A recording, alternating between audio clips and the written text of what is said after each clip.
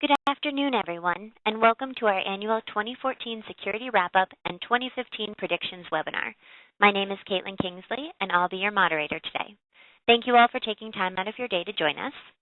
Just to take care of some housekeeping, our attendee list is hidden for your own privacy, so don't be alarmed if you only see your name on the attendee list. All of your phones will automatically be on mute, but please mute your personal phone as well. Being on mute doesn't mean you can't participate. On the right side of your screen, you will see a chat function as well as a Q&A dialog box. If you have specific questions, please use the Q&A box, and we will address your question during the question and answer session at the end of the presentation. If you have any technical issues, you can use the chat function. Just choose to send a message to the host, and I will answer it as soon as I can. Finally, today's presentation will be recorded and made available to all registrants. You will receive a follow-up email after the webinar thanking you for joining us. In that email, you'll find the link to the recording, which you're welcome to pass on to your colleagues. Now it is my pleasure to introduce today's presenters. We are joined today by Andrew Jaquith, SilverSky's CTO and SVP of Cloud Strategy, and guest speaker Forrester Research, Inc. Senior Analyst Renee Murphy. Welcome, and now let me turn the floor over to Andy. Great. So thanks, everybody, and thanks for spending a little bit of time with this busy holiday season to spend it with us today to watch us as we uncork the crystal balls, or roll out the crystal balls, rather, and predict a few things on 2015 and wrap up the year. So it's a special treat. I know for those of you who are fans of the webinars that we do every month know that I do a lot of them, but today I'm very pleased to share the stage with Renee Murphy, who's a senior analyst with Forrester Research. For those of you who don't know Renee, she's a senior analyst with Forrester, serving security and risk professionals. She covers governance, risk, and compliance, special focus on audit, controls management, information security, and risk management. And she helps Forrester clients strengthen their risk and compliance environments based on her audit experience and technology expertise. She's a frequent speaker and has been terrific to work with as we worked on the materials for this webinar. So I wanted to do just very briefly, I'm going to just give a small introduction to SilverSky for those of you who don't know us, and then I'm going to very quickly turn the baton over to Renee to take a look back at 2014, and she's going to have a discussion with me and herself, so I guess a two-person dialogue, on what's going to happen next year. So let's get started on our end. For those of you who don't know SilverSky, our job is to deliver security from the cloud. We simplify how our customers secure their most important information. We do that in three ways. We manage our customers' email and key collaboration workloads by hosting it in our secure data centers. We secure their sensitive data with our cloud-based security software, and we monitor their networks 24/7 for intrusions. And if we do our job right, and we think we do most of the time, we enable our customers, often growth-minded leaders in their respective fields, to pursue their business ambitions without security worries. Our business is divided into three primary product lines: network security services, email protection services, and managed application services. Network security services provides essential security monitoring capabilities for our customers. So we provide security, perimeter, and edge device management, UTMs, firewalls, edge security devices. We monitor and provide response services for events that we detect on our customer networks. We provide vulnerability management solutions for scanning external IP addresses, and log management for forensically capturing and preserving log information from these devices. We provide email protection services for safeguarding one of the most important information sources that every company has, which is email. So we provide data loss prevention services, targeted attack protection, our newest module for detecting zero-day and advanced threats, email encryption for inbound and outbound email flow, email archiving for forensically preserving and allowing very granular compliance with Federal Rules of Civil Procedure, SEC guidelines, and other important regulations, and continuity services that keep a copy of your email even when your primary email system is down. And our managed application services are our third business line. It includes our secure hosted exchange services in our data centers, hosted Link and SharePoint. Via syndication with Microsoft, we offer Office 365 and mobile device management through a partnership with AirWatch for managing mobile devices. All these three service lines are backed up by our outbreak protection, which is provided by our Silver Sky Labs capability. Some of you may have seen the headlines that we broke earlier this week around the discovery of an anonymized chat application. We also provide consulting and professional services for risk and advisory, help our customers understand their key risks, and to get customers onto our platform effectively and efficiently. And we provide industry-specific solutions and training for financial services, retail, and healthcare. We've been honored to be recognized by many of the industry analysts for the work that we do. Most recently, we were named a leader by Forrester Research in their Global Managed Security Services Wave, and we've been named by Radicati Group as a top player in posted email for 7 years in a row. So it's nice to get the acclamation. A little bit about our Security Operations Center. We have a team of 60 SOC analysts and engineers that are protecting approximately $600 billion in financial assets that are managed by our financial services customers. Typically, on a monthly basis, we see approximately 15 billion raw events that are boiled down to about 325,000 security alerts. Many of these are informational and reconnaissance-oriented, but a number of these are reported on and escalated to our customer base. And those of you who are fans of the webinar may recall our recent financial services threat report where we discussed the results of this in detail. So that's a little bit about Silver Sky. So just to give you a little bit of an advertorial on the sponsor for the webinar today. What I'd like to do next is to turn this over to Renee to walk us through the year in review and to discuss her predictions for 2015. Let's see if we can do that. Renee, I'm going to turn, actually, I think Caitlin's going to turn this over to you. Great. So while we're waiting, I'm really happy to be here, Andrew. I'm really excited to talk about the predictions for 2015. I'm not as much Nostradamus, and I'm not going to talk about 2035 as I am Punxsutawney Phil, right? I'm only going to talk about the very short future, but I am super excited to talk about it, to tell you what's coming on, and really talk about what's been happening this year, because I think what's interesting about it is, this year will be really was the year of the hack. I mean, we have lots of them to talk about, but and most importantly, I think, is the one that just happened, which is starting to feel kind of mean at this point. This year was all about all kinds of hacking, and actually, it ended up being a whole lot of state-sponsored hacking. So when we look at the state of cybersecurity and kind of what's going on. So first, we're going to look at the cybercrime year in review as our agenda. In 2015, we're going to look at certain predictions. We're going to look at social media predictions, security and privacy, IAM fraud, and cybersecurity. So we'll take a look at that as well. So 2014 was the year of the state-sponsored hacker. And, the idea that the hacker is some kid sitting in his bedroom, trying to hack in the Department of Defense computer to play tic-tac-toe. Yeah, those days are over, right? We get that these are coordinated, well-managed, planned, and, expertly executed attacks. And there's a couple interesting things about that, right? One of the things is that, trying to fight a group of people who come into work every day, like we come into work every day. You come in, you put all your stuff away, you log into the network, you check your email, you get some coffee, but their job, while your job is to, create marketing information or, develop cloud applications or, run a bank, their job is to get your data. And they're spending, 5 days a week, 8 hours a day doing nothing but that. And they're getting performance bonuses based on how much of that data they get. So with that coordinated effort, and that's just the states, China, Russia, Brazil is a huge problem, trying to get that data. How are you going to manage that? And the other problem we have with this is that there's no international treaties for any of this. There's no way to, for Interpol to run to Thailand and to the St. Regis Hotel and say, who was logged into this thing from the lobby and put all this Sony data out there. We don't have any ways to do that. So, we are actually stuck many different ways in having to deal with this. So when we look at the state of cybersecurity for currently, where we're at today, so 69% of UX executives are worried that cyber threats will impact their growth.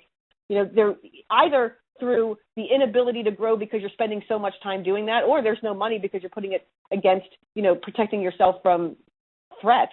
So, definitely it's on their mind. 82% of companies with high-performing security practices collaborate with each other. So if you're in an industry where you can collaborate about security, security it will be a differentiator, but I don't think from an industry perspective it should be. Even if we talk about the entertainment industry, because that's our most recent hack, Sony, even they have, the Motion Picture Association of America puts out a security framework. It's both physical and data security framework. I think the industries have a responsibility to share data, understand, what's important to them, and secure that the best way they can as an industry. And those that do have very high-performing security practices. So it's something to think about as you think about your strategy going forward in whatever industry you're in. 59% are more concerned about cybersecurity threats this year than in the past, which is good because, quite frankly, it was the year of the hack. We're on track, depending on how it goes the rest of this month, to be on track with the worst year on record, which I believe was 2006 for hacks. It's ramping up and it's getting worse, and we really do have to get better at how we're going to deal with it. 49% have a plan for responding to insider threats, which means half of these respondents actually said, I can't respond to somebody inside my organization doing something bad.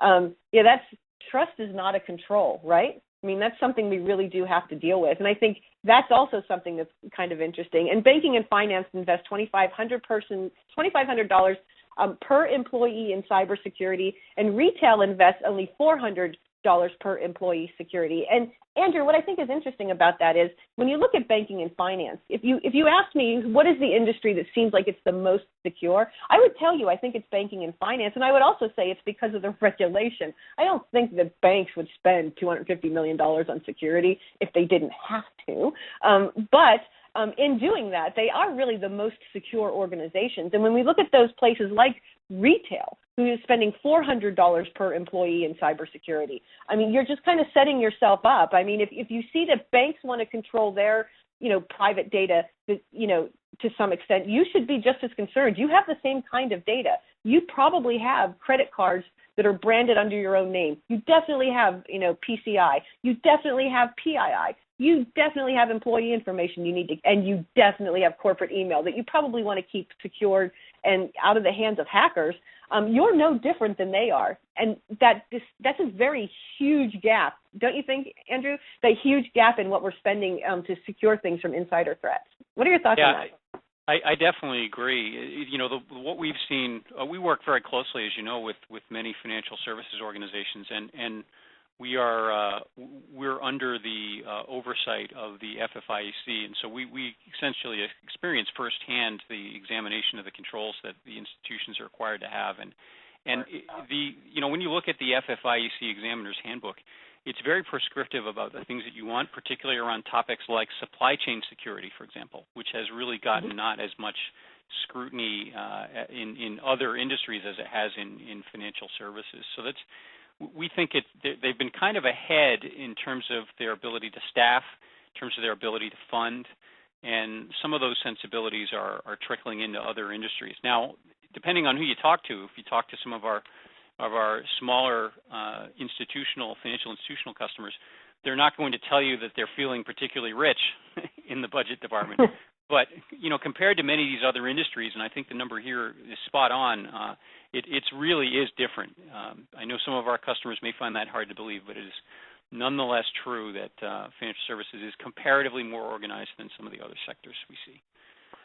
Yeah, and it's a testament to what regulation forces you to do, right? If you look at the FFIEC requirements specifically, if anybody out there has ever used COBIT, I tell my clients all the time, I learn it so you don't have to.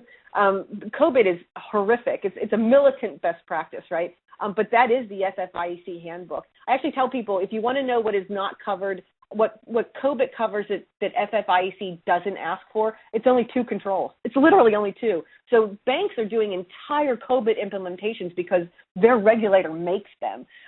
And quite frankly, it's a really good framework. I'm not gonna dog it at all. I actually really love it. But it's a tough one to implement. It's a tough one to manage, and it's just the breadth and depth of it is huge. And when you think about that, I think that's where the spending comes from. You have to spend that much to get that compliant. But I also think it benefits them in the long run, right? And in talking about that, let's talk about it. J.P. Morgan Chase, right? They had a gigantic breach. I think it was something like 1 in 4 households had their data breach in that J.P. Morgan Chase breach. And I think the thing that was most interesting to me about that particular breach was, their CEO, Jamie Dimon, the guy known for being like a gunslinging, tough talking New York guy who does risk management and is pretty, bulletproof kind of guy, literally said in a press conference, okay, we need help. Right? It was stunning. It was absolutely stunning to me. And I think that one, for sure, just kind of drove home the idea that if it's a state-sponsored attack and it's something that is really well organized, it is hard to find. You're slow to find it. So it takes a long time to get it out of the way. And it takes a long time to get over it. And if you can't get there, and this is a company who just spent $250 million on security, like what else do you need to do? And I think that was his exasperation. I have 1,000 people doing this every single day. We have all the best equipment, we spend all the money, and we still couldn't stop it. Like, I need help. And I think that was extraordinary, right? CHS, it's Community Health Systems. This one, Andrew, I'm going to ask your opinion about it because I think it's interesting. This one is a health company, and usually when they get hacked, it's actually for healthcare information so that people can steal your insurance information and use it, right? Like they actually want to use your insurance. It's actually for financial gain. It's not actually for anything else. But this particular breach was interesting because it actually wasn't for financial gain. This was a state-sponsored hack. They think it originated in China. And they were actually looking for oncology information and cancer treatment, right? And if we just look at China, I mean, you can't look at, world news and not see, people walking around with masks and choking on their environmental,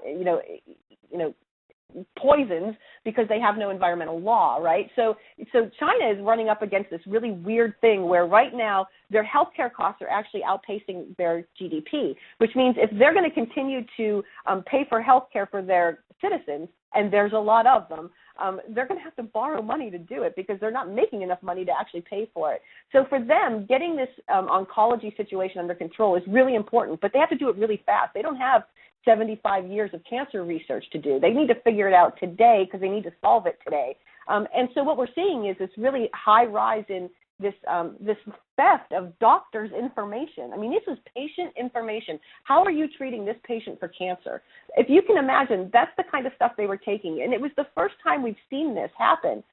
You would think they would just ask. I'm pretty sure anybody would give it to them. We don't want people dying of cancer. But this is the way they're going to deal with this. Also, we've seen people stealing entire hard drives that have the schematics for MRIs because they don't have them over there. They're going to go build them now because now they have the schematics for GE's MRIs. They're just going to go build them themselves. So there's this idea that you may not think you might be one of those people who might be breached because you don't have anything anybody wants, but you'd be surprised what they want. Do you find that to be true? You'd be surprised what people are looking for?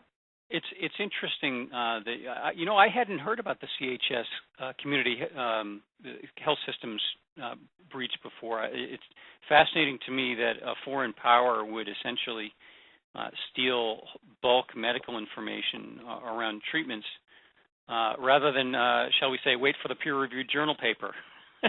Exactly, right? But so fascinating. But I do think one of the questions that I have, and I saw this when I was a former consultant, is, customers will say, well, I'm not a bank. I'm not J.P. Morgan Chase. Why should I care about the security of my documents or my customer information, what have you? I'm just a little old, community health organization or something like that. And I think we've talked about this in previous webinars, but there is an attack pattern that we call the dragnet, and it's this idea that there's a certain species of attacker, and they're foreign powers. It's the Chinese in particular, that are looking for weaknesses systematically across the U.S. and other commercial base of U.S. and other countries, looking for information to take, and anything that isn't locked down is fair game. And that picture you had of the war room with the dozens and dozens of camo-wearing state-sponsored actors is really it's a great photograph, by the way, great visual. But I think that gets at the industrial scale of what we're talking about. So it's a fascinating area, and Home Depot too. The graphic you have, the logo you have, is another example of a slightly different pattern, but nonetheless also pernicious. Is this idea that we're going to be systematically looking for victims in the retail space because it's a soft target. These point-of-sale systems are often very, very weak, and we've talked about this that there's 270 retail organizations in the U.S. larger than 1,000 employees. Every one of them is a target, Home Depot included, and certainly Target, as we know. So it's great points you're making there, Renee. Yeah, and I think the interesting thing, and I want to talk about Sony for just a minute, because it's so fresh in everybody's mind, and we're reading all the gory details of what people are saying about Angelina Jolie and everything else. But I think the more important point on that is that, Sony, I've been waiting for this hack, not Sony in particular, but this kind of hack. There's this idea that as long as I am compliant with my regulators, I am secure. And clearly that's not true, right? I mean, Sony is SOX compliant. They're PCI compliant. They're aligned to ISO 27001 for their security standards around their customer data. But if you look at the results of this hack, at least what they've put out already, none of it is data related to financial reporting. None of it is customer information, and none of it is actually, not yet. We haven't yet seen any HIPAA information, and we haven't seen any credit card data either. So it seems to me that at least for this breach in particular, Sony was looking at regulated data versus unregulated data. I'm going to secure the regulated data because I have to. The unregulated data I'm not going to deal with, right? Because I'm not. There's no real risk around that. But the truth of the matter is, if you're only looking at regulatory risk, that's true. That's true. There is no regulatory risk around the emails that got breached. There's no regulatory risk around your terrible PowerPoint presentations that people are going to make fun of now, right? There's no regulatory risk about your executives arguing back and forth about, who they want in what movie and what they're taking to what studio and how much they were going to get for it.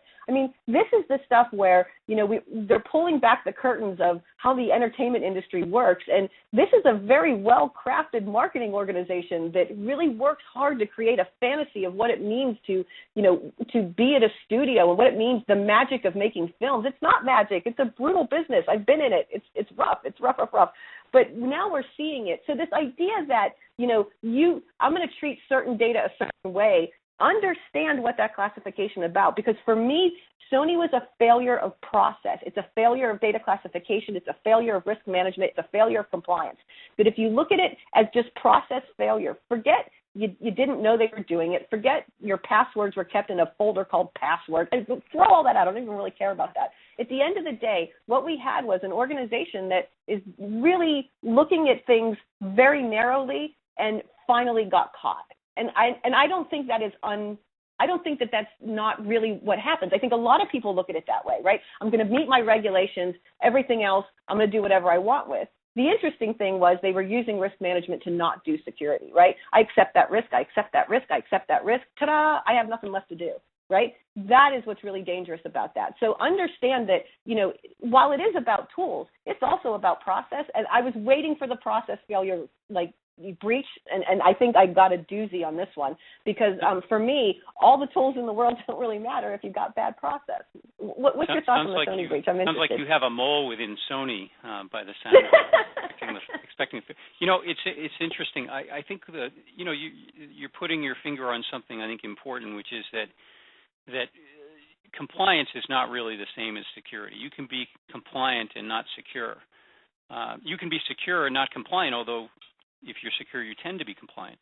I have a buddy of mine. I operate a mailing list off hours called Security Metrics, and we talk about stuff related to security measurement. And my friend Pete Lindstrom, who has been an analyst on, shall we say, other networks at various points,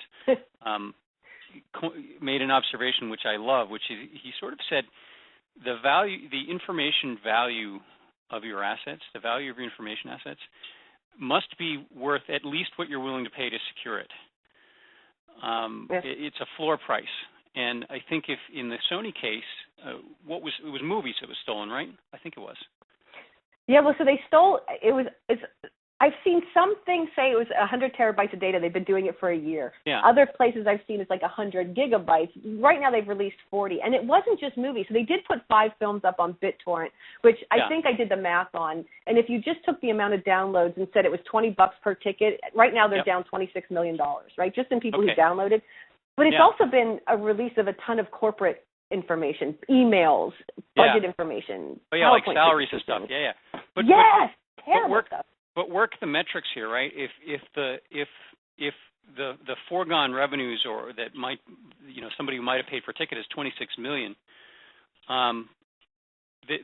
they must only be valuing it at a couple $100,000 or whatever the staff and associated tools must have been costing.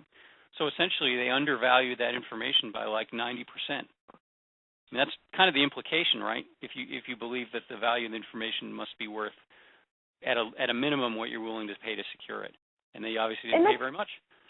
Right, and that's interesting you should say that because I found an article from 2007. The current SVP of information, not to bag on Sony or this poor guy, but his strategy was, and he said it in a quote. I mean, you can actually go look it up. It's a 2007 article in CIO magazine where he said, listen, I'm not going to take $1 million worth of, I'm not going to spend $10 million to secure $1 million worth of data. And I thought, on what planet is that $1 million, right? That might have been $1 million worth of hardware, but that's not what we're talking about, right? And, can you imagine if this were someone like, we're talking about studios, Disney. I can't imagine what the intellectual property loss would be of that, right? The idea that this stuff isn't valuable in and of itself, what's coming in the pipeline for production, what is in current production, what's in post and how that's going. Are you going to deliver that stuff on time? What's that marketing stuff look like? I mean, this is all really important stuff. I mean, film companies are marketing companies. That's all they are. They hire production companies to create a product that they're going to market. I mean, in that regard, you could say, well, then none of it's really important, but that's clearly not true. I wonder what the ultimate fallout of this is going to be. I'm pretty sure Brad Pitt, now that his phone number has been exposed, everybody's going to run and look that up, huh? Now that it's been exposed, I'm pretty sure he's not going to do business with Sony again. Oh, plus they made fun of his wife. So I'm pretty sure Brad Pitt's off the table for Sony films going forward. So, I mean, and that's huge. You really can't underestimate the reputational damage this stuff can do. And that's just, all of that just came from email. That was just unencrypted email that people were reading.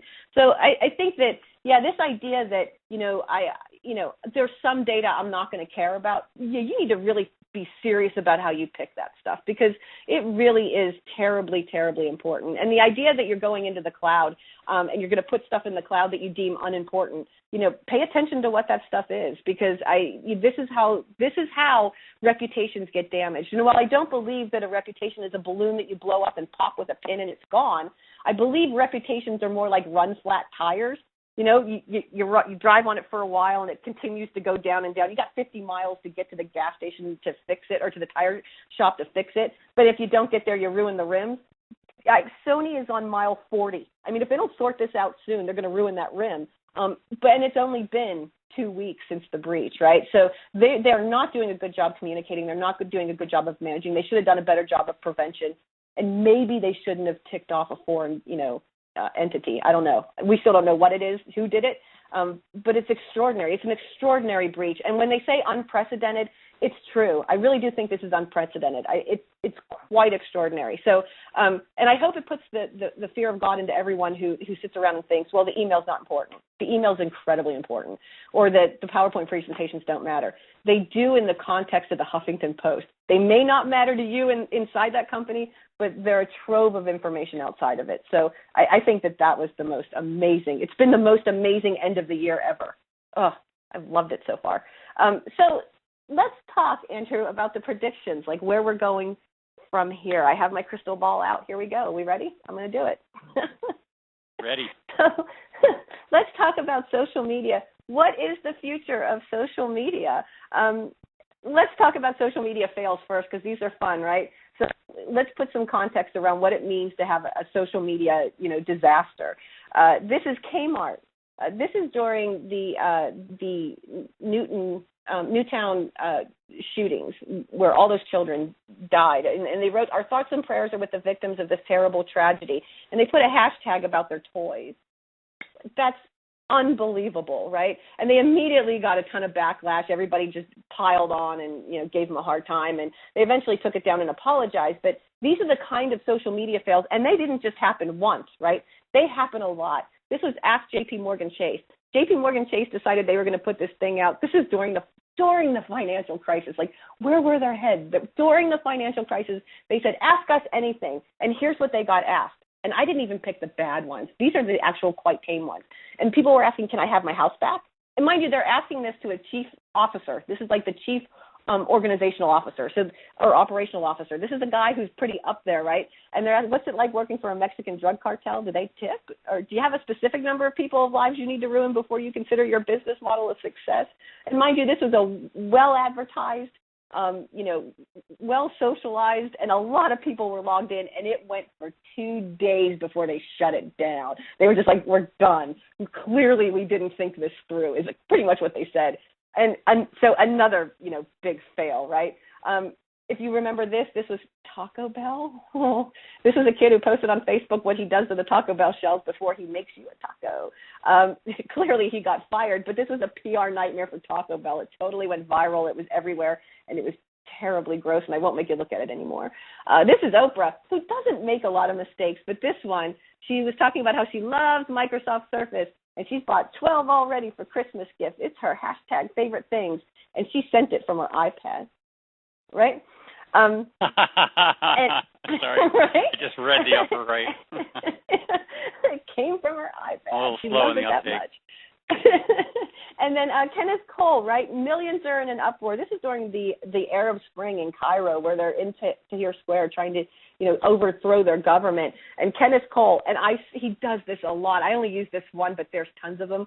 Rumor is they heard the new spring collection is in town. That's why they're all rioting in the square, right? He got beat up for that pretty bad, and he totally didn't care. He did it again and again and again. So I think this is his PR strategy, but it's a little nuts, right? This is how crazy. And then my favorite, I don't have it here, but I think my favorite this year, in that it was so terrible that it really should have never happened, and they really should have thought it through. Malaysian Airlines. It was after, so they lost the 767 in the Indian Ocean. That was terrible enough. And then they lost that other one over the Ukraine, and everybody was saying you shouldn't have been flying in that airspace. It was restricted, and that was bad enough. But about 3 days later, came this tweet that said, "Join our contest. Give us your bucket list. We'll send you anywhere you want to go before you die." Like, what? What? Like, it's these kinds of things that are really terrible, terrible risk, right? And we actually need to get our hands around this stuff. So when you think about social media, what does 2015 hold for this, right? It's evolution rather than revolution, right? People will grow more willing to interact with brands in social medias. Facebook user likes have grown 50%.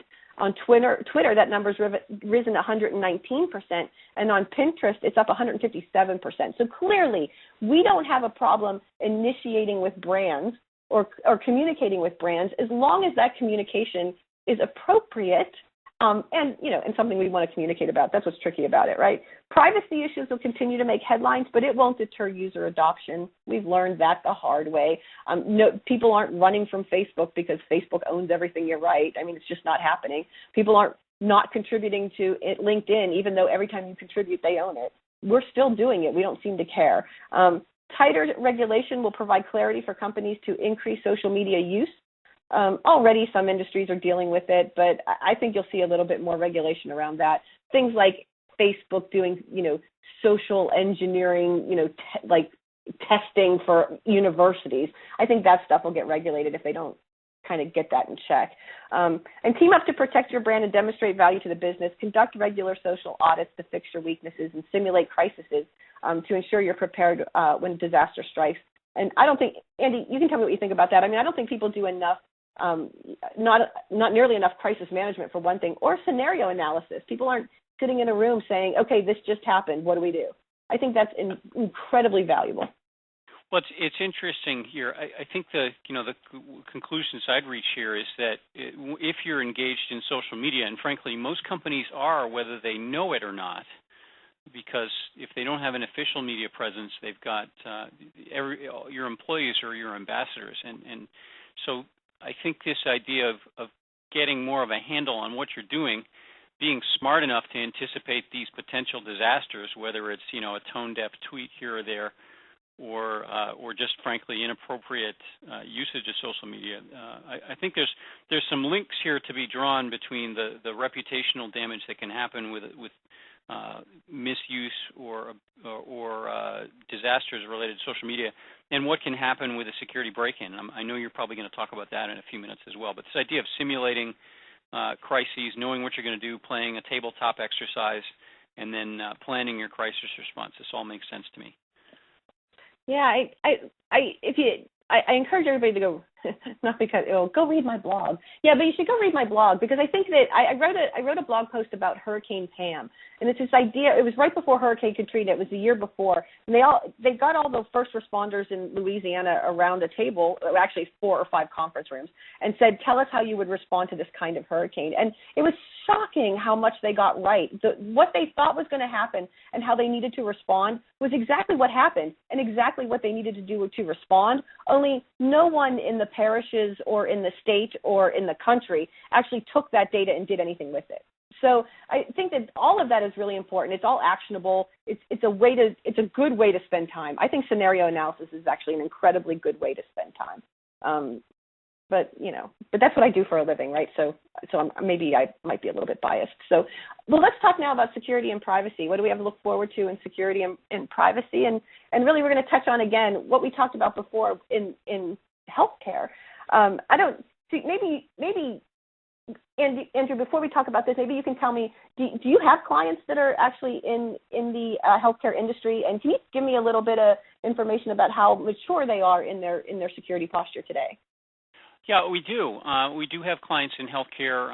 We are certified to well, I shouldn't say certified because one cannot be, but we have been assessed and are deemed to be compliant with HIPAA for purposes of handling healthcare information, and we do offer business associate agreements for customers. So we're in the segment. We work with a lot of healthcare companies. I would say just characterizing the posture of some of our customers, they run the gamut. Some of them are extremely attuned on these things in terms of treatment and management of personal electronic protected health information, and some are not. And I think there's a dividing line between some of the covered entities, the folks that are directly associated with providing care. If you're a big hospital, a big well-funded hospital, you're probably doing okay. If you're a smaller community hospital, maybe you're a little more stretched. And if you're a vendor that's doing business in the healthcare space, you may have a little more space and time to do good work. So I think it runs the gamut.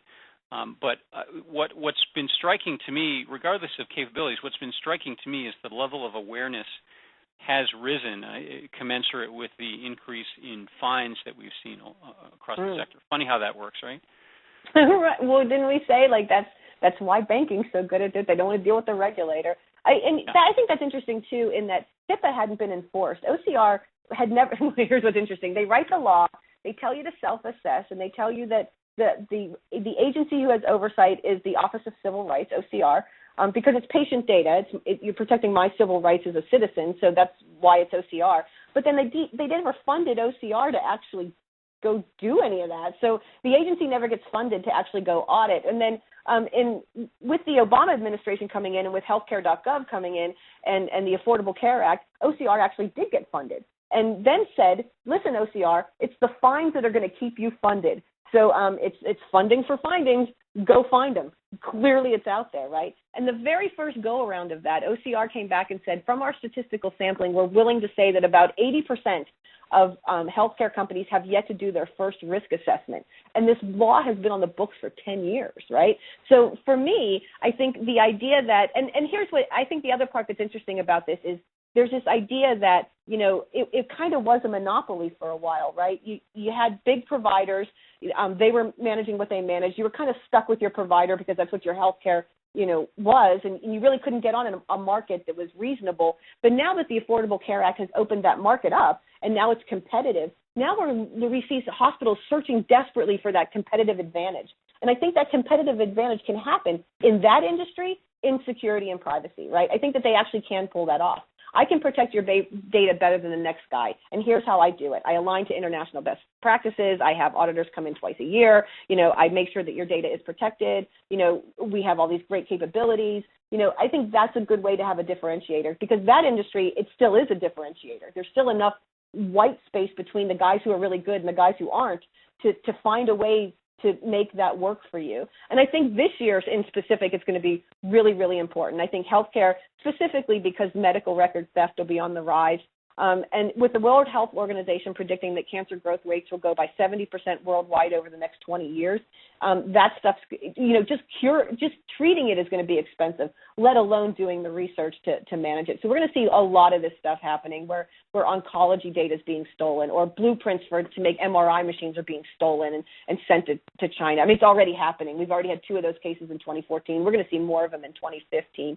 So those industries, retail, healthcare, they're going to have to really kind of step up their game if they don't want to be, kind of beat up every single day. I mean, if you think about it, what would you rather spend the $10 million on? Would you rather spend it on your attorneys trying to get your insurance company to pay for your breach, or would you rather spend that on some security, software, hardware, and people to keep it from happening in the first place? Because it's not just the data and the regulatory fines. It's the chipping away of your reputation that you really need to worry about in the end. And I think that for healthcare, it's going to be an interesting year for healthcare. They got a lot going on, and this is just one part of it. So it'll be an interesting sector to watch, I think. So let's move on to identity and access management, everybody's favorite topic, right? Well, I have a question about that, actually, Andrew. I've been having conversations lately with folks who are saying that identity and access management is actually being pushed to and relegated to the same place as backup. Remember what, if you ever, so I've been doing IT for a very long time. I started out I started out on a help desk, actually. I eventually became a network engineer and a VP of data center operations, and I've also been an internal and external auditor, so I'm schizophrenic. But I think one of the most interesting things I've heard lately is identity and access management has been given to the help desk. It's not even part of security's realm anymore, and people are starting to look at it as, oh, that's just something we do. I don't care if you want to change your access, just send an email to the help desk. I don't care, open a ticket, it's whatever. Identity and access management is actually a very big part of your security strategy. And I'm wondering if you're seeing that trend as well. Are you seeing identity and access management kind of being relegated to, here's the same way they do backups? Yeah, some guy has to do it. We don't really care about it. It just gets done. Is that what you're seeing, or are you seeing something different? I'm just trying to get some bearings. Well, identity and access management, there's 2 ways that I look at it. I think you can look at it from the vendor standpoint, right? And if you're offering services to customers, you view identity as a user experience differentiator potentially. To hold up one company that I think many of us know is Apple. I mean, they have this idea of an Apple ID, and it's the same ID that you use everywhere. Now, not everybody likes the fact that it's a password, but your iTunes account, your iCloud account, all that stuff is the same ID, and that's probably a nice, at least it's conceptually easy for customers to understand that, especially since they branded it. So you can see that in the vendor case that makes some sense. In the enterprise and in companies that are sub-enterprise, I find identity often is an externality, what economists would call a stranded cost, because it's very easy for security to say, this is the password policy, thou shalt comply. Thou shalt change thine password every 90 days. Thou shalt make thine password complex and very hard to memorize. Thou shalt not repeat passwords. And you can do that as a security officer. You can make that choice. And you can choose to have, dozens or hundreds of applications within your company, which may or may not have the same password or not. Most employees have a single sign-on strategy. They use the same password everywhere. And that's easy for them. It's not so great from a risk standpoint, certainly not great from an auditability standpoint. So I do think that within the company space, within the customer base, I hope, and this is a hope and as opposed to a statement of fact, I would hope that as security people, you regard what I would call reduced sign-on, a strategy of continually reducing the number of credentials employees have, as a way of simplifying what they have to remember and what your help desk has to deal with. That lowers your help desk costs. It also makes it easier for your employees. And when something's easier, it's typically if something's easier to remember, it's typically easier to secure. So the hope springs eternal on this, that we're going to see more activity across the customer base. But it's still an externality. You either believe that this is something you have to deal with or you don't, and if you're happy to essentially strand that cost on your poor users, then you can still do nothing and be happy enough until something bad happens. Yeah, I think that's, and just to pick on Sony one more time, it seemed like, and there were 140 files, just files that had password credentials in plain text in them.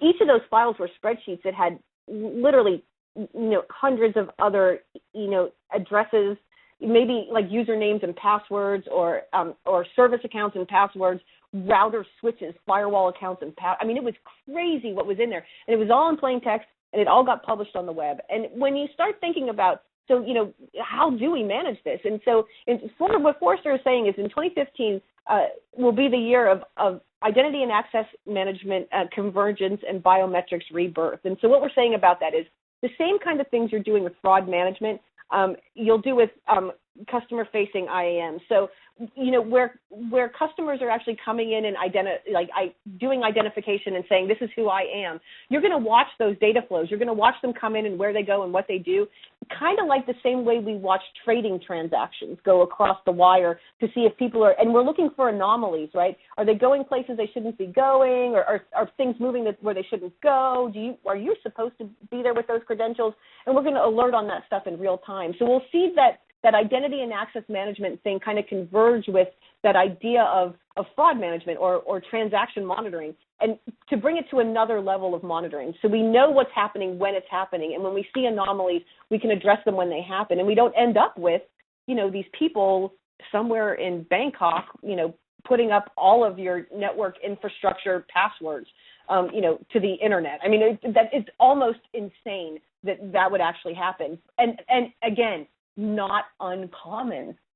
Egregious, maybe, but not all that uncommon. There are people with password files that say password, and that's where they keep all their stuff, and it's the virtual equivalent of sticking a Post-it on the bottom of your keyboard, right? But it happens.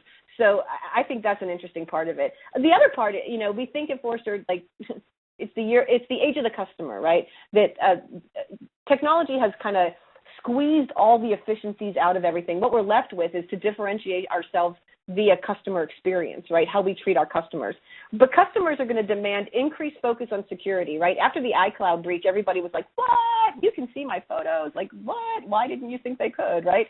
But the thing is, customers are going to demand better privacy. They're going to demand it without dual authentication. So don't ask me how that's going to happen. But that's what they're going to say. But they're going to tell you they don't want to do it at the expense of customer experience. I don't want to enter 5 passwords every time I go into the cart. I don't want to put in my credit card information every time I shop at the same place. So now it's on you, vendor or third party, to make sure that you know who I am, I'm authenticated appropriately, and I don't have to bring all that stuff with me every time I come. So it's a huge challenge, and that's going to be the challenge for 2015. And that'll be in the retail space and everywhere else. It's not just retail. Government is doing it. It's called Connect.gov.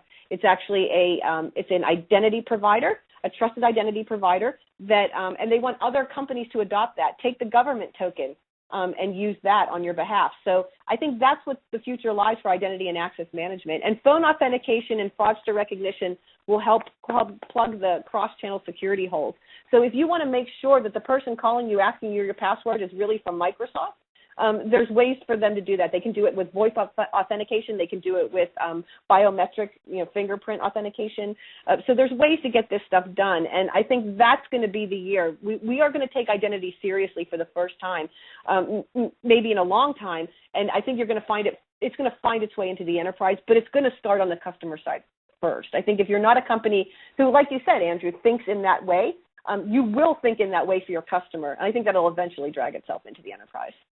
I've been sort of paying attention to Touch ID a little bit, and on the iPhone side, it's pretty interesting, particularly with opening up the APIs for using it as authentication. One of my friends in the industry, Phil Dunkelberger, runs a company called Knock Knock Labs, and they have a little something called FIDO. You probably know what it stands for, Renee, but where they've got a series of apps and tools that plug into the different clients, including mobile. So they've got an Android kit and an iOS kit, and it's this idea of if you enable your servers to accept their credentials, you can use whatever trusted identity strategy you have on some of these mobile devices as a way of providing supplemental authentication. So it's very interesting, but I think this idea of using your fingerprint, authenticating yourself, and using that as a way of providing more proof of who you are to provide higher authenticated transactions and other things, pretty interesting. And I don't think we've fully seen how this is going to play out in the corporate space, but could be, as with a lot of things, consumerization may be leading the way here. Right. And I have to say, I have a fingerprint reader. I have the iPhone 6, and I actually really love it. I love it better than typing in 4 digits or 6 digits. So it's kind of awesome. So let's talk for just because we're running out of time, we're going to talk real quick about security budgets, because I know everybody thinks no one's getting money, right? And we're trying to do more with less. No one ever wants to, pony up, pay me now or pay me later. That's what I always say. But what it turns out is that retail, thanks to Target, retail security budgets will increase by double digits in 2015. 53% of technology decision makers at retail firms said they had increased their security budgets from 2013 to 2014, and we think that's going to continue. And we think it's going to be in double digits. It's definitely because of that idea that you really do need to pay attention to your point of sale systems. And we think that maybe the industry hasn't been paying attention to that. And when you look at what happened to Target, after that breach, they ended up spending $100 million trying to sort that whole thing out. And that's not money they needed to spend, not after losing $2 billion in Canada. So I think that that's a very legitimate way to look at that. And actually, they are spending more money than financial services will. Financial services isn't going to spend as much money on their budgets percentage-wise as retail will. They're going to be more than anybody else. So I think that speaks volumes to what a breach will do for your industry, right? How it wakes you up and says, okay, enough's enough. We got to sort it out. At least 60% of enterprises will discover a breach of sensitive data. 45% of security decision makers in enterprises experienced at least one breach of sensitive data during the last 12 months. This is an interesting number. 50% said they did not experience a breach. But I've had the feds tell me, the FBI, more than once, there's 2 kinds of companies in this world, the kind that know they've been breached and the kind that don't. You all been breached. Just half of them don't know it, right? So I think it's a strange number, but they're saying they haven't been breached, but they've never been given proof that they have been breached. So I think that's probably the real statistic there. And 60% of enterprises will discover a breach. The actual number of breach entities will be much larger. We see them as high as being 80% or more. So with your increased budget, will come increased threats. So it's going to feel like you're not really there yet. And I think that's going to be the role that you're going to have in your life as a security professional, right? You're always a little bit behind, right? Because whatever funding you put in place was to deal with your threats that you had, that you knew about last year. But the threat landscape changes so fast, it's hard to keep up with it. And it's hard for the budgets to keep up with it. It's hard to spend the right way at the right time, to make sure you're not Sony, right? So I think that part of it is actually really hard, and it's actually not going to get much better, right? And to be fair, it's a struggle also for cyber insurance policies as well. I think that's something that is really going to be difficult going forward, that actuaries don't have 5 years of data to base what they're going to charge you on. So it's going to be horribly expensive You're going to have to sue them to get paid. You're going to have lots of policies because no one's going to give you $100 million up front. Maybe they'll give you $10 million, so you're going to need 10 policies.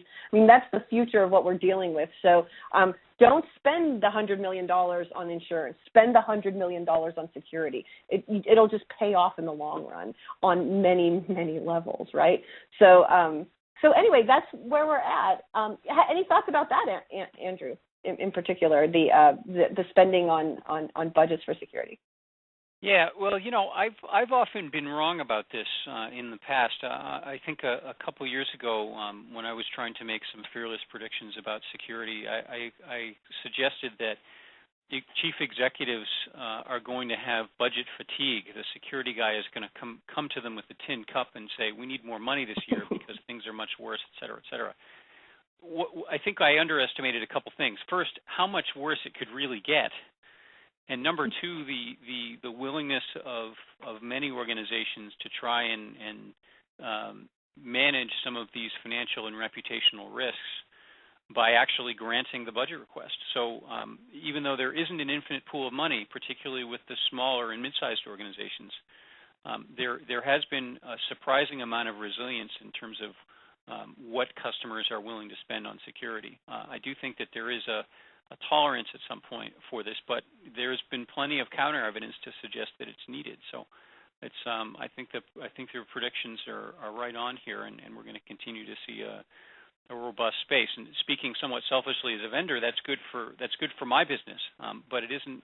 But I think what the challenge for those of us in the vendor community is, we need to make sure that those investment dollars that are being entrusted to us by our customers are well spent. Agreed. Yeah.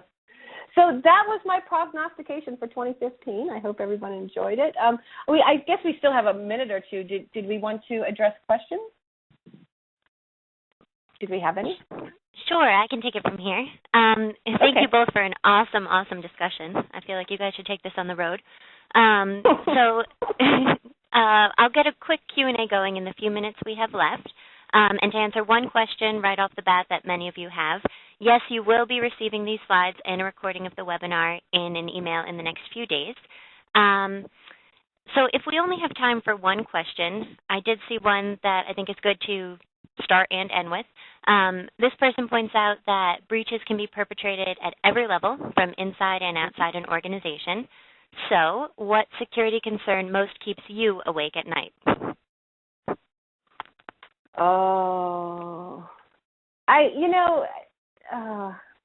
mean, to me, like this Sony thing, this is the one that scares the heck out of me, right? This idea, for me, it's reputational risk, right? I'm a risk management person, so where some people may say, it's data loss prevention keeps me up at night. What if it gets out? For me, it's like, okay, if it gets out, that's one thing. If it damages me, that's another thing. If it damages me to the point I can't recover, that's a really, really bad thing. And I think this threat in particular, this idea that we didn't just steal credit card information, throw it up on a card sharing site and let people rip me off. I mean, that seems, at this point, that seems benign. No one ever stole something from JP Morgan Chase, wiped out all their hard drives, published all their email, and then published, A-list stars' phone numbers. I mean, no one's ever done stuff like that. I mean, Sony was crippled for like a week. They couldn't even send out mail. They were using Gmail accounts. I mean, when you think about that, I mean, that's the one that's freaking me out, right? This idea that a state-sponsored hack would definitely designed to drag you down, beat you up, and keep kicking you so that you can't get up. It's been really, really a weird one. So for me, data loss prevention is really, really important. But that idea that, I'm compliant, I'm good enough, that personally keeps me up at night. I think there's too many companies that think that way. My regulations are keeping me in line. No, your regulations were keeping you from doing something profoundly stupid, but you're still doing stupid stuff, right? So the idea that, the regs are going to save you, that it's good enough compliance, there's no such thing. There's no such thing. We have to be really, really, really good at this. I'm afraid what keeps me up at night is the guys who are doing this are getting smarter at it, better at it, and they're going to take no prisoners. And if they take the right company, if they take a nuclear power plant or a whole set of networked nuclear power plants, and what happens, right? I mean, this is the stuff. Critical infrastructure is the one that keeps me up at night. If we want to really talk about it, that's the one for me. But it all comes down to how are we managing, how are we managing that? It's not just compliance. Quit thinking about compliance. It's not the point. The point is, are you securing the things that can damage the organization? Just make sure that the evidence you're producing is what is actually making you compliant. Andrew, what keeps you up at night? I'm curious. What keeps me up at night?